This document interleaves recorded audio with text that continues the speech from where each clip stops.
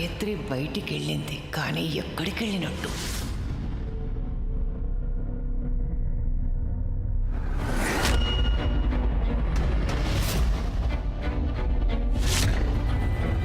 సైనికులు చెప్పిన దాన్ని బట్టి రాణా గారు ఇక్కడి నుంచే తుపాకీ పేల్చారు.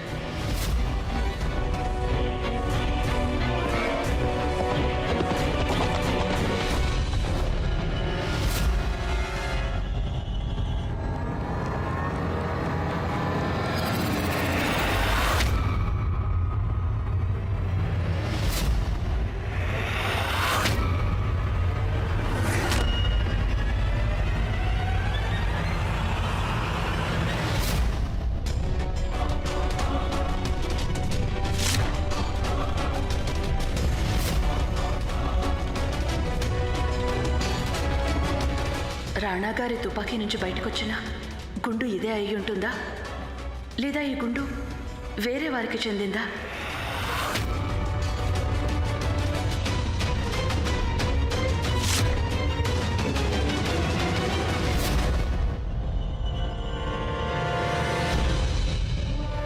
ఒకవేళ ఇది అవినాష్కి తగిలినట్టయితే అప్పుడు దీనికి రక్తం అంటుకుని ఉండేది. అంటే దీని అర్థం అవినాష్ చనిపోయింది ఈ గుండు మూలంగా కాదు. మరైతే అవినాష్ చనిపోయింది ఎవరి గుండు వల్ల? ఒకవేళ ఇది రాణా గారి గుండు అయితే ఇక అలాంటప్పుడు అవినాష్ని కాల్చింది వేరే ఎవరో అన్నమాట. అంటే అంటే రాణా గారు నిర్దోష్ అన్నమాట.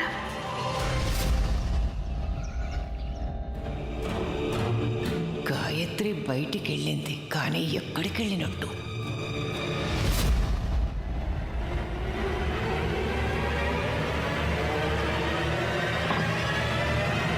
అడవిలో ఏదైనా ఆధారం దొరికిందా?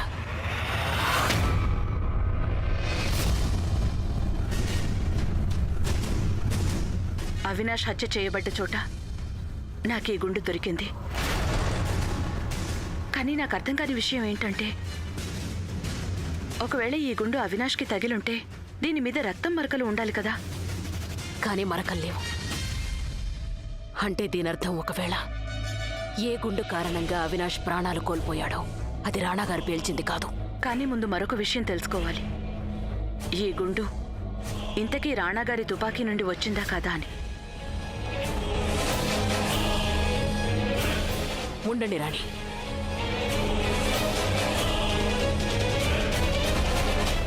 ఇదిగో ఈ తుపాకీని తీసుకుని రాణాగారు సర్దార్ని వెంబడించింది. ఇప్పుడే తేలిపోతుంది ఈ గుండు ఈ తుపాకీలోదా కాదా అనేది.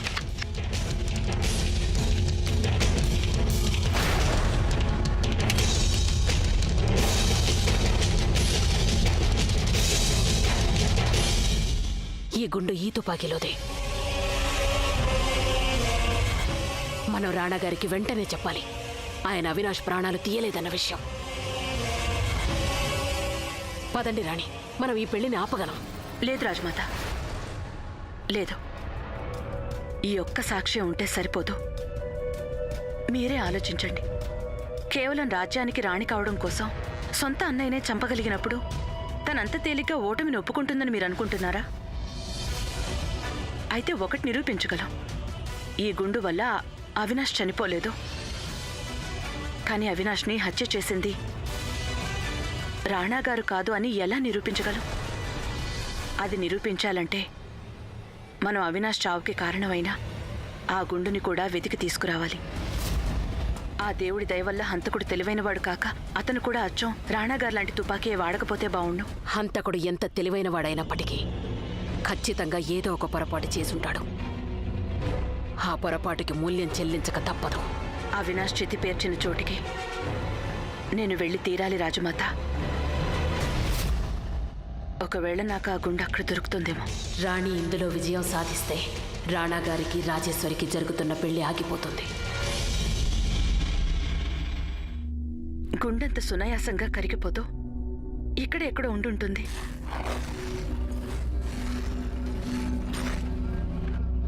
నమస్కారం. ఇక్కడేం వెతుకుతున్నారు? చూడండి, మీకు ఈ బూడిదలో ఏదైనా వస్తువు దొరికిందా? ఏమైనా దొరికిందా? ఇక్కడేం దొరుకుతుంది? చూడండి, నాతో అబద్ధం చెప్పకండి, నిజం చెప్పండి. చెప్పండి, మీకు ఇందులో ఏం దొరికిందో.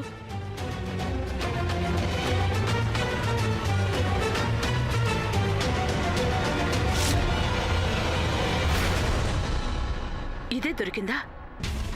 ఇంకేం దొరకలేదా మీకు? ఇవి కాకుండా ఇంకేమున్నా అవి అస్థికలతో పాటు వెళ్ళిపోయి ఉంటుంది. ఇప్పుడే పంతులు గారు అస్థికల్ని తీసుకెళ్లారు. కృతజ్ఞతలు.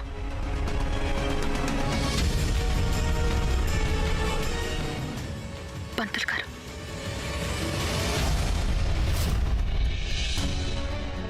రాణి గాయత్రి ఇలా ఎవరికీ చెప్పకుండా ఎక్కడికి వెళ్ళారు?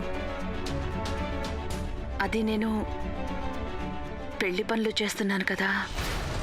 ఆ, కానీ మహల్లో ఎక్కడున్నారు? మేం మీకోసం అన్ని చోట్ల వెతికాం. మీరు నన్నెందుకు వెతికారు పెద్దరాణి అమ్మా? మాకు మీ గురించి చాలా బాధగా ఉంది. మీకు కలిగే బాధని మేము అంచనా కూడా వేయలేం. ఒక భార్య తన భర్త వేరొకరిని కట్టుకోవడం చూస్తోంది.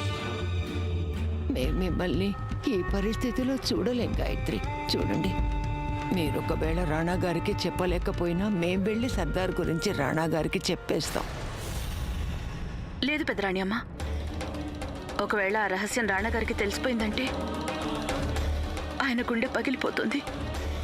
నా భర్త ఇంకొకరిని చేసుకున్నా నేను చూడగలను, కానీ ఆయన ప్రాణం మీదకొస్తే తట్టుకోలేను. మీది విశాల హృదయం. పంతులు గారు, నేను మీతో తర్వాత మాట్లాడతాను. నాకు ముఖ్యమైన పని ఉంది. అదేంటి, కొంచెం ఆగండి.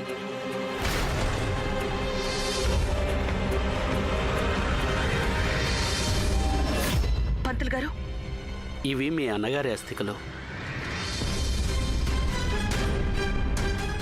మీరే స్వయంగా వీటిని నిమజ్జనం చేయాలి.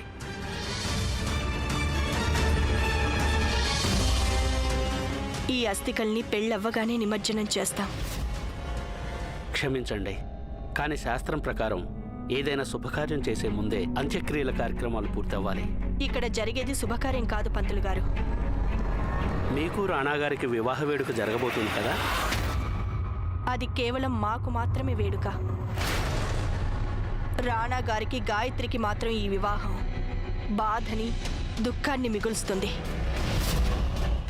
ఎందుకంటే ఇది వివాహం కాదు, శిక్ష.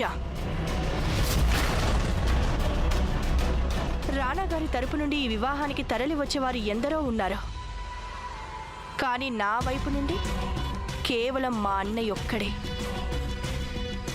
ఇవి మీకు అస్థికలుగా కనపడొచ్చు పంతులు గారు, నాకు మాత్రం మా అన్నయ్య ప్రతిరూపం. మరి చెల్లెలి పెళ్లి కన్నా ముందు అన్నయ్య ఎలా వెళ్ళిపోగలడు? మా అన్నయ్య నా కన్యాదానం అయిన తర్వాతే వెళ్తాడు.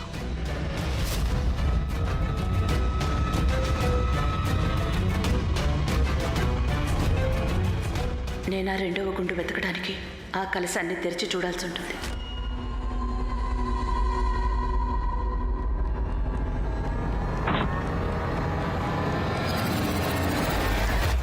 లోపలికి రా.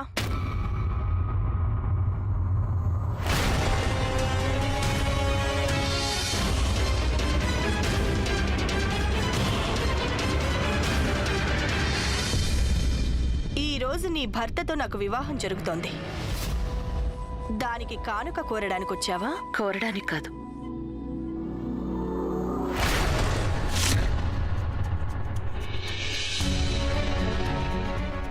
ఇవ్వడానికి.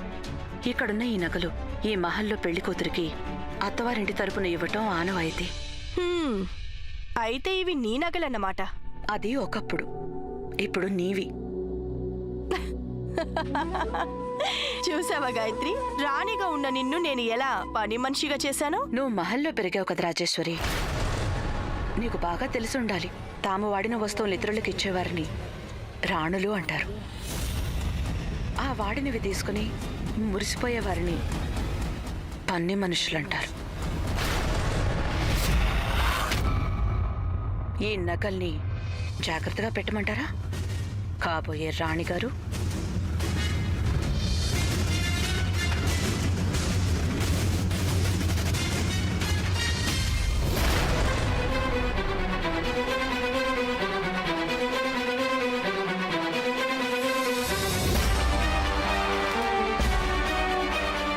మాటల్లో నువ్వు తేలిగ్గా గెలుస్తావేమో గాయత్రి, జీవితంలో మాత్రం ఓడిపోతూనే ఉన్నావుగా.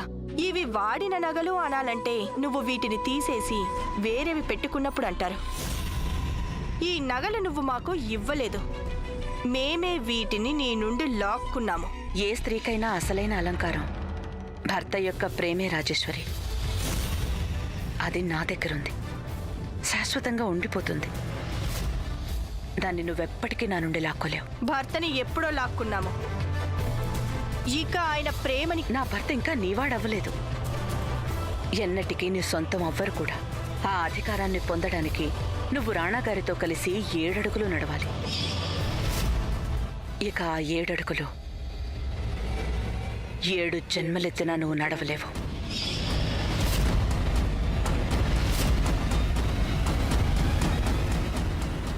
ఆగో.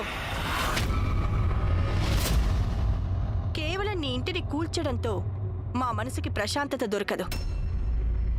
మేము నీ చేత్తోనే నీ ఇంటిని, నీ సంసారాన్ని, నీ ఆనందాల్ని ఒక్కొక్కటిగా నాశనం చేసుకునేలా చేస్తాం. నువ్వు కేవలం ఈ నగలు మాత్రమే ఇచ్చి వెళ్ళకూడదు. నువ్వే స్వయంగా మాకు ఈ నగల్ని అలంకరించాలి. నీ భర్తని వివాహం చేసుకోవడానికి నువ్వే మమ్మల్ని తయారు చేయాలి.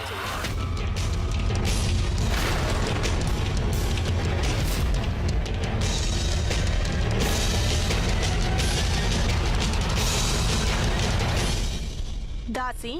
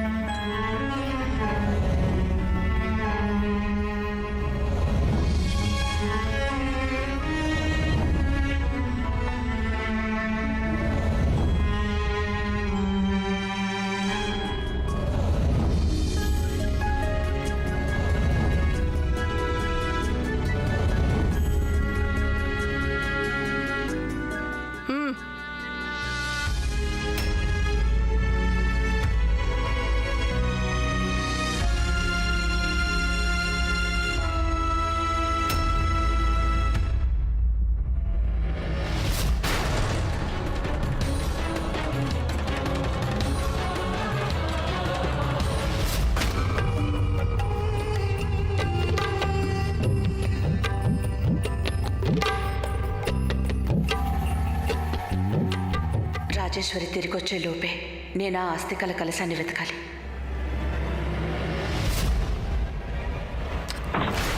మేము ప్రధానంలో పెట్టే ఉంగరమే మర్చిపోయాం. నువ్విక్కడేం చేస్తున్నావు దాసి? వెళ్ళి కన్నుంచే.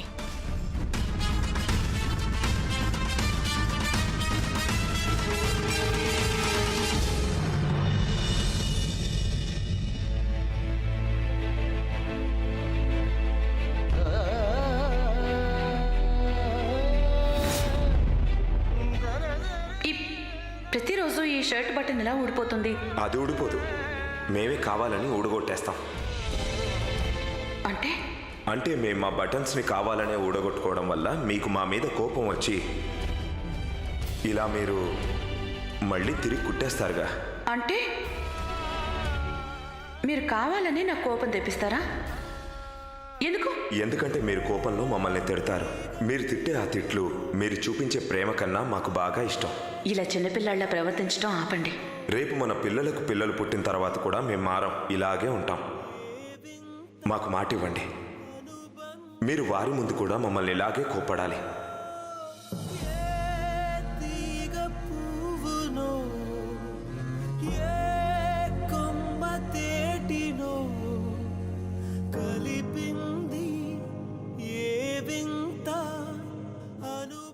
నేను కుట్టిపెట్టనా?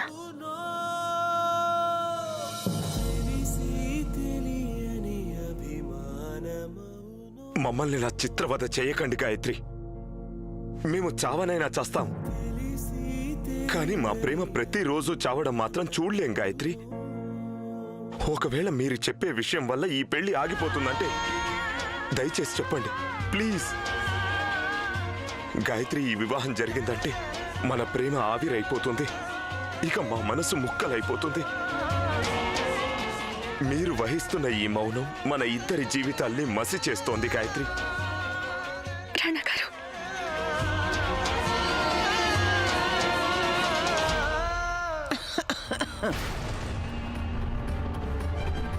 మీ అనుమతి లేకుండా వచ్చేసాం. కానీ ఏం చేయమంటారు, కింద అతిథులు ఎదురు చూస్తున్నారు. ముహూర్త సమయం కావచ్చింది.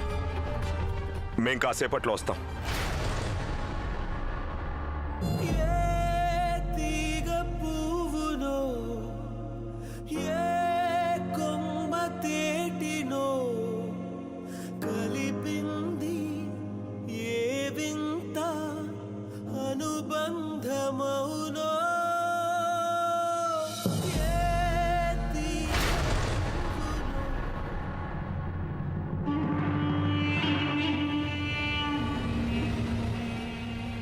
గండం తప్పింది. గాయత్రి రాజేశ్వరి గురించి రాణా గారికి ఏం చెప్పలేదు.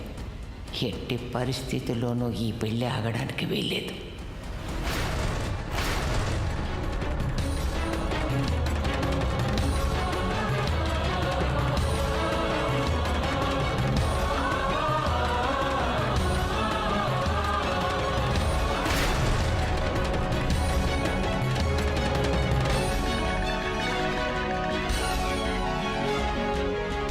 రాణగారు రండి, కార్యక్రమం మొదలు పెడదాం. ఇదిగో తీసుకోండి ఉంగరం.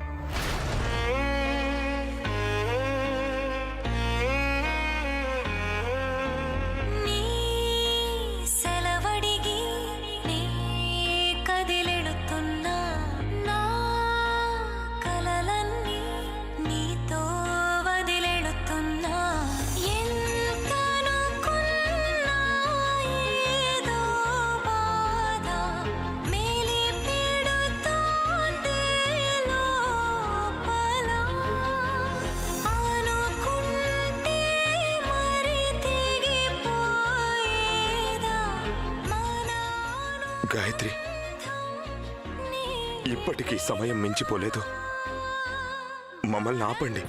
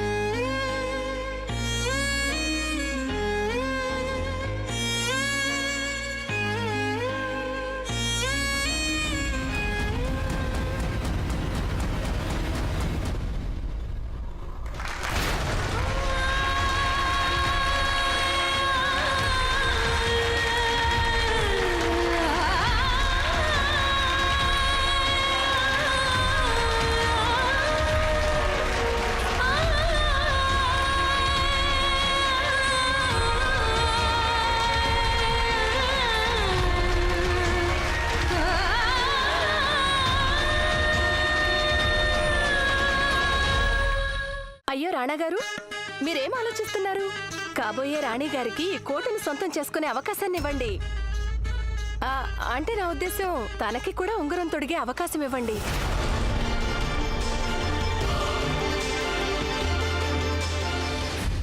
ఈ ఉంగరం భార్యాభర్తల మధ్య నమ్మకానికి, వారి బంధానికి ప్రతీక అంటారు. మరి కేవలం ఒకే బంధం ఉన్నప్పుడు 2 ఉంగరాల అవసరం ఏముంటుంది? రాణాగారు, మీరు మీ పాత బంధాన్ని తెంచేసుకున్నారు. మరి ఉంగరం మీద అంత మోజెందుకో? అయిన గాయం మానిపోతుంది,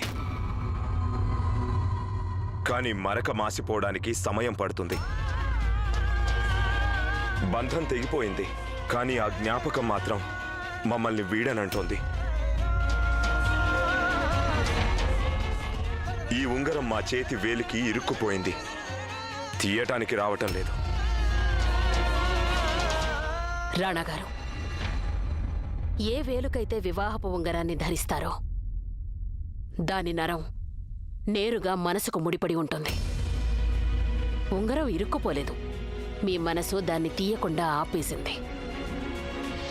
ఈ ఉంగరం ఇప్పుడు తీసి తీరాల్సిందే. ముళ్ళు లోతుగా ఇరుక్కున్నప్పుడు అంత తేలిగ్గా బయటికి రాదు, బలవంతంగా తీయాలి.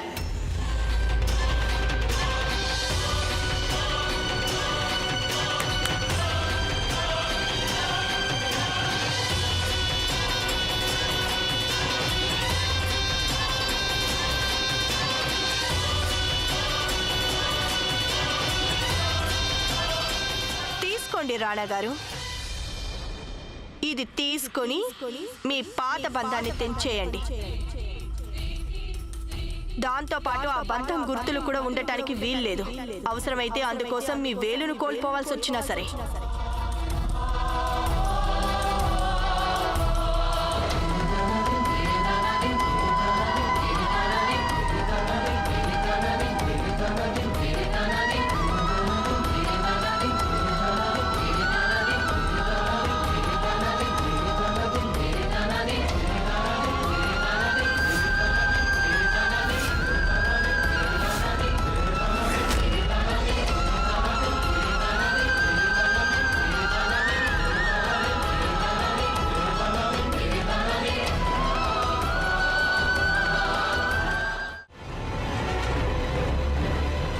రాణా గారు,